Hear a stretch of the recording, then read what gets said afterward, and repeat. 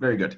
So here we have Saint Clement, the fourth pope of the church, famous author of the letter of the Corinthians, and you can see him in heavenly glory. This is obviously the view from where we stood looking at the apse to the main church. This is the Baroque image that was added mid 17th century, and you can see him with his most iconographic or most iconographically important image, which is the anchor. So you have him in glory with his tiara on, and then underneath you have two angels, or maybe three angels. Kind of hard to see here. Two angels that are holding the anchor. So what about the anchor? What's happening there? Well, Clement um, became what was a convert. Most likely, he became pope. Okay, and then he lived in Rome and he ruled in Rome and he wrote his letters, as we know. Now the emperor was still not done persecuting the Christians, and this would be under Emperor Trajan. So Trajan expelled the highest Christian in town, which was the Pope, and so he expelled him to. I have it written down here because it's a very difficult name. It is Cherosonius. Cherosonius.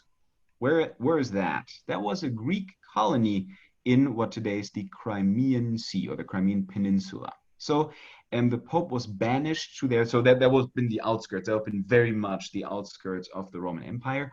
So to an old Greek colony, and he was there working as a miner, or he at least was supposed to work as a miner, together with other prisoners. So he ended up working in a quarry, and there was one time where all of the workers, they were basically treated as slaves, were very thirsty.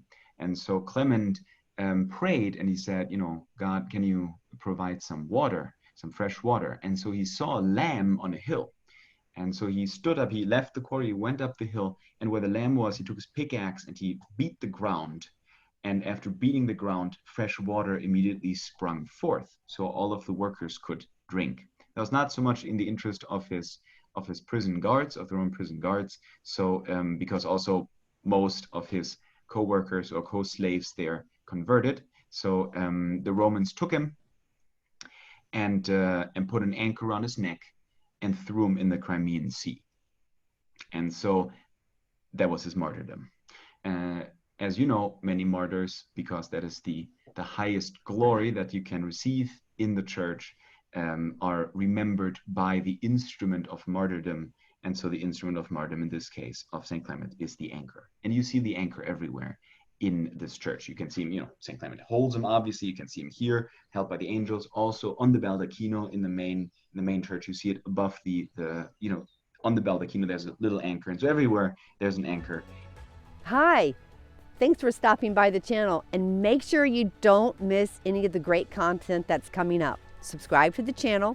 You're going to click on the little red button, and then once you do, there's going to be a bell right on the right hand side. Click on the bell, a drop down menu will appear, and you want to make sure you click all to receive all the notifications of all the great content that's coming up. Thank you.